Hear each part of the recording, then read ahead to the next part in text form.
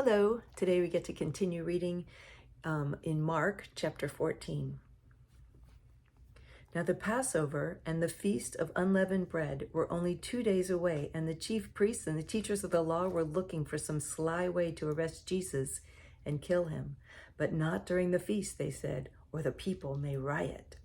While he was in Bethany, reclining at the table in the home of a man known as Simon the leper, a woman came with an alabaster jar of very expensive perfume made of pure nard. She broke the jar and poured the perfume on his head. Some of those present were saying indignantly to one another, "Why this waste of perfume? It could have been sold for more than a year's wages and the money given to the poor." And they rebuked her harshly. "Leave her alone," said Jesus. Why are you bothering her? She has done a beautiful thing to me. The poor you will always have with you, and you can help them anytime you want. But you will not always have me. She did what she could. She poured perfume on my body beforehand to prepare for my burial. I tell you the truth, wherever the gospel is preached throughout the world, what she has done will also be told in memory of her. Then Judas Iscariot, one of the 12, went to the chief priests to betray Jesus to them. They were delighted to hear this and promised to give him money. So he watched for an opportunity to hand him over. On the first day of the Feast of Unleavened Bread, when it was customary to sacrifice the Passover lamb, Jesus' disciples asked him, "Where do you want to go to make preparations for you to eat the Passover?" So he sent 2 of his disciples, telling them, "Go into the city, and a man carrying a jar of water will meet you. Follow him. Say to the owner of the house he enters, 'The teacher asks, where is my guest room where I may eat the Passover with my disciples?' He will show you a large upper room, furnished and ready. Make preparations for us there." The disciples left, went into the city, and found things just as Jesus had told them. So they prepared the Passover. When evening came, Jesus arrived with the 12. While they were reclining at the table eating, he said, "I tell you the truth, one of you will betray me, one who is eating with me." They were saddened, and one by one they said to him, "Surely not I." "It is one of the 12, he replied, "one who dips bread into the bowl with me. The Son of Man will go just as it is written about him, but woe to that man who betrays the Son of Man. It would be better for him if he had not been born." While they were eating, Jesus took bread, gave thanks, and broke it, and gave it to his disciples, saying, "Take it. This is my body." Then he took the cup, gave thanks, and offered it to them, and they all drank from it. "This is my blood of the covenant, which is poured out for many," he said to them. "I tell you the truth, I will not drink again of the fruit of the vine until that day when I drink it anew in the kingdom of God." When they had sung a hymn, they went out to the Mount of Olives. "You will all fall away," Jesus told them, "for it is written, 'I will strike the shepherd, and the sheep will be scattered.' But after I have risen, I will go ahead of you into Galilee." Peter declared, "Even if all fall away, I will not." "I tell you the truth," Jesus answered, "today, yes, tonight, before the rooster crows twice, you yourself will disown me 3 times." Peter insisted emphatically, "Even if I have to die with you, I will never disown you." And all the others said the same. They went to a place called Gethsemane, and Jesus said to his disciples, "Sit here while I pray." He took Peter, James, and John along with him, and he began to be deeply distressed and troubled. "My soul is overwhelmed with sorrow to the point of death," he said to them. "Stay here and keep watch." Going a little further, he fell to the ground and prayed that if possible, the hour might pass from him. "Abba, Father," he said, "everything is possible for you. Take this cup from me, yet not what I will, but what you will."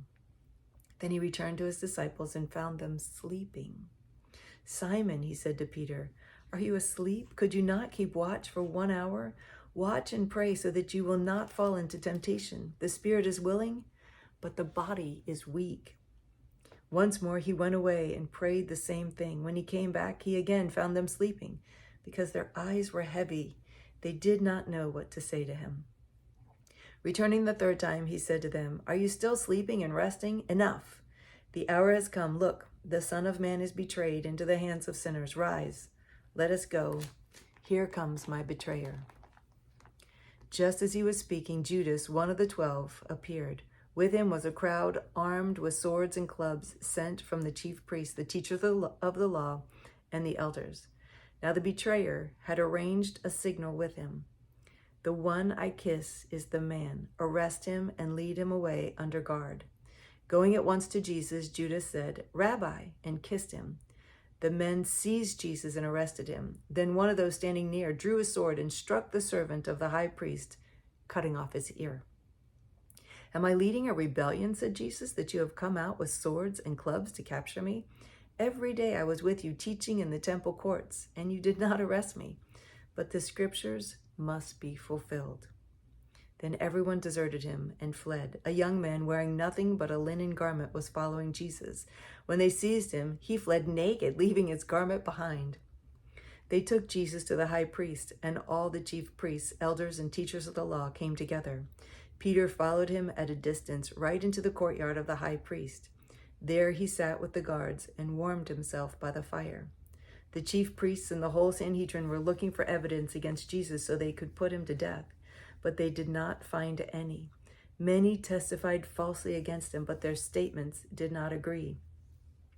Then some stood up and gave this false testimony against him. "We heard him say, 'I will destroy this man-made temple, and in 3 days will build another, not made by man.' Yet even then their testimony did not agree." Then the high priest stood up before them and asked Jesus, "Are you not going to answer? What is this testimony that these men are bringing against you?" But Jesus remained silent and gave no answer. Again the high priest asked him, "Are you the Christ, the Son of the Blessed One?" "I am," said Jesus, "and you will see the Son of Man sitting at the right hand of the Mighty One and coming on the clouds of heaven." The high priest tore his clothes. "Why do we need any more witnesses?" he asked. "You have heard the blasphemy.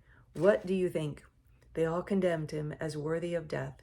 Then some began to spit at him. They blindfolded him, struck him with their fists and said, "Prophesy." And the guards took him and beat him. While Peter was below in the courtyard, one of the servant girls of the high priest came by. When she saw Peter warming herself, she looked closely at him. "You also were with that Nazarene Jesus," she said. But he denied it. "I don't know or understand what you're talking about," he said, and went out into the entryway. When the servant girl saw him there, she said again to those standing around, "This fellow is one of them." Again he denied it. After a little while, those standing near said to Peter, "Surely you are one of them, for you are a Galilean." He began to call down curses on himself, and he swore to them, "I don't know this man you're talking about." Immediately, the rooster crowed the second time. Then Peter remembered the word Jesus had spoken to him. "Before the rooster crows twice, you will disown me 3 times. And he broke down and wept. Okay, that's all for today. It's a short one today. It's a little sad, but we know the story of Peter and how effective he is after this. So it turns out good. We know the end, and it's all good. So I'll see you tomorrow. I love you.